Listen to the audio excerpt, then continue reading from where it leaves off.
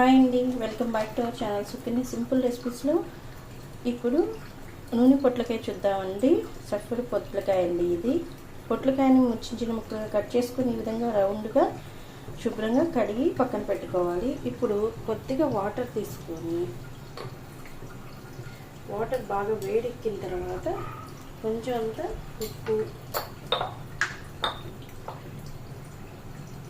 కొంచెం అంత పసుపు వేసుకున్నామండి. వేసుకొని ఈ పొట్లకాయ ముక్కల్ని కొద్దిగా గుబ్బుగా ఉడకనివ్వాలండి. ఎందుకంటే దీనికి ఒకలాంటి టేస్ట్ ఉంటుందండి. ఆ టేస్ట్ పోవడానికి వాటర్లో ఈ విధంగా ఉడకబెట్టుకోవాలి.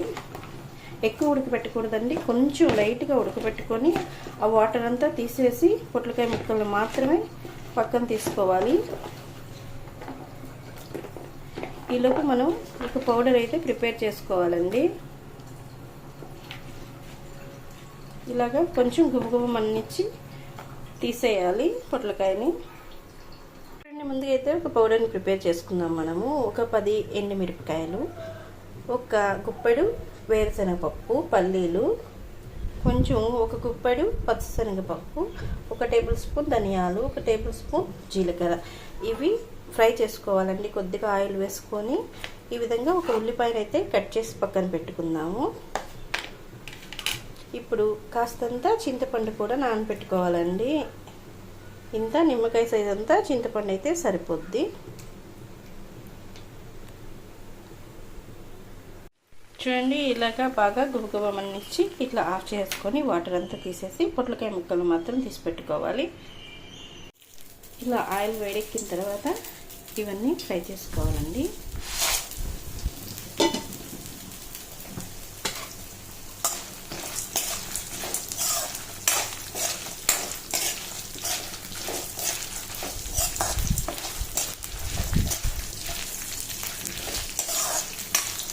బాగా వేగిన తర్వాత మిక్సీ పట్టుకోవాలి. మిక్సీ పట్టుకున్న తర్వాత కొద్దిగా ఉప్పు వేసుకొని మిక్సీ పట్టుకున్న తర్వాత ఉల్లిపాయలు వేయాలండి. మిక్సీలోనే ఈ మిశ్రమం అంతా నలిగిన తర్వాత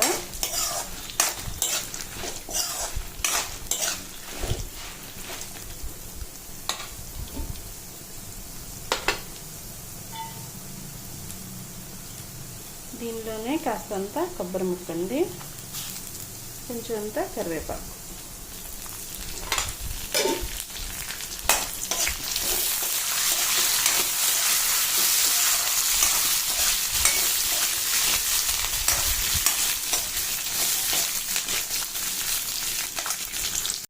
ఇలా మెదిగిన తర్వాత ఇప్పుడు ఉల్లిపాయ వేసేసుకున్నాం.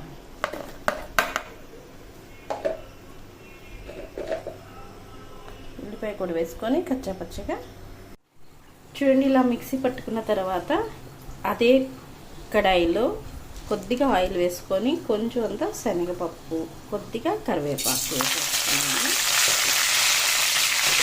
వేసుకున్న తర్వాత మనం తీసి పెట్టుకుని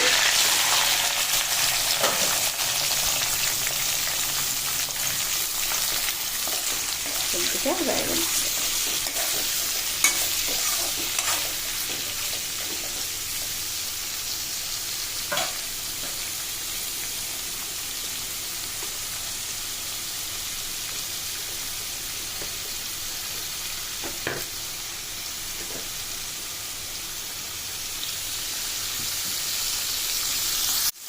చూడండి. ఇలా వేగేటప్పుడే మనం మిక్సీ పట్టుకున్నాం కదండి, ఇది వేసేసుకోవాలి. ఇలా ఒక్కసారి వేయించేసుకున్న తర్వాత మనం మిక్సీ పట్టేటప్పుడే దీంట్లో కొంచెం అంత ఉప్పు కూడా వేసుకున్నాం కదండి, ఇది వేగనిస్తాం. చూడండి, ఇది కొంచెం అట్లా మగ్గిన తర్వాత తగినంత ఉప్పు చూసుకొని కొద్దిగా ఉప్పు వేసుకున్నాను. ఇప్పుడు చింతపండు పులుసు ఉంది కదండి, ఆ పులుసు వేసేసుకోవాలి.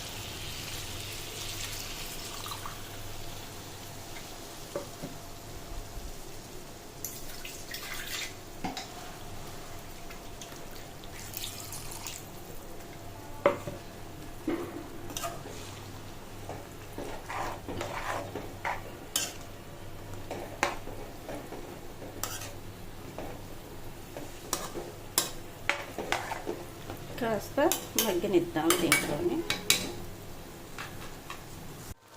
చూడండి, ఇంకా గ్యాస్ ఆఫ్ చేసుకొని ఇలా సర్వ్ చేసుకుంటే గుత్తి పొట్లకాయ అయితే రెడీ అయిపోయిందండి. చూడండి,